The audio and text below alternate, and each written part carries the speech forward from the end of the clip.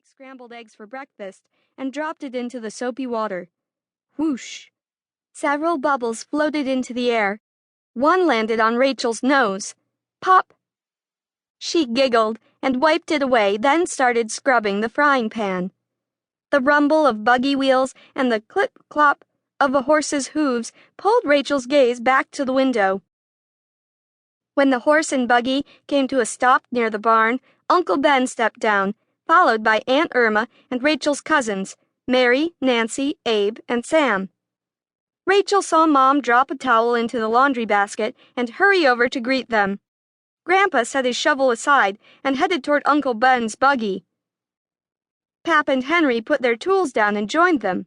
Jacob stopped chasing after Buddy and headed that way too. Rachel scoured the frying pan once more and quickly dried it and her hands before putting it away. Then she flung open the back door and raced outside. "What a surprise! I didn't know you were coming over today," she called to Mary. Woof! Woof! Buddy raced around the side of the house, leaped into the air, and slurped his wet tongue across Rachel's chin. "Yuck! Your breath is bad!" She pushed Buddy down with her knee. "Get away from me, bad breath, Buddy." Buddy whimpered and slunk toward the barn with his tail between his legs. Rachel hurried over to Mary, but when Mary turned to face her, she wasn't smiling. We came to give you some news," she said. Rachel looked over at her cousins, Nancy, Abe, and Sam. They weren't smiling either. Only Uncle Ben and Aunt Irma were smiling. "What's going on?" Rachel asked. "What news do you have?" Mary's chin trembled, and tears gathered in her eyes. "We're gonna move away." "Moving where?" Pap asked, before Rachel could voice the question. "To Indiana," Uncle Ben said.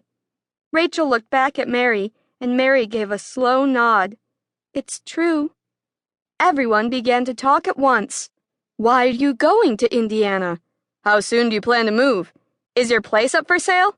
We'll surely miss you." Rachel stood there, too numb to say a word.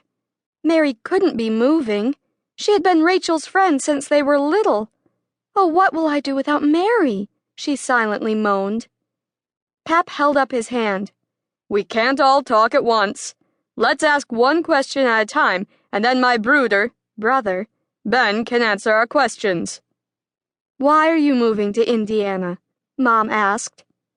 "As I'm sure you all know," Uncle Ben looked at Aunt Irma, "my wife's brother, Noah, and his family moved there last year, and Noah bought a dairy farm." Everyone nodded. Uncle Ben smiled.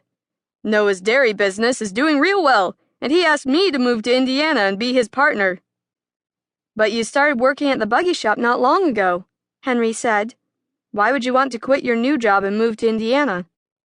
"I like my job at the buggy shop, but as I'm sure you know, your Dad, and I grew up on a dairy farm.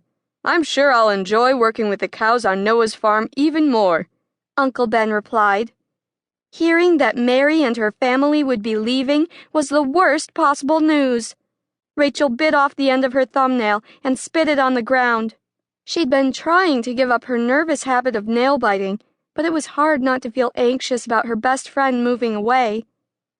"Can't you start a dairy farm right here?" she asked. "Our place here is too small for that," Uncle Ben said. "Can't you buy more land?" Rachel asked. Uncle Ben shook his head. "I'm afraid not. Land here in Lancaster County is getting too expensive, and there's not a lot of land available to buy anymore." Rachel looked up at Aunt Irma, with tears blurring her vision. "Can't Mary stay with us?" Aunt Irma shook her head. "We could never leave any of our children, here. They will come to Indiana with us." Grandpa, who stood beside Rachel, patted the top of her head. "If your folks move somewhere else, wouldn't you want to go with them?" Rachel looked at Mom, Pap, Jacob, Henry, and Grandpa.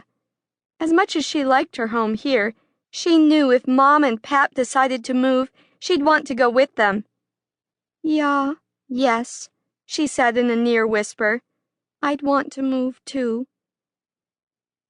"What about Grandpa and Grandma Yoder?" Jacob asked. "Who's going to look after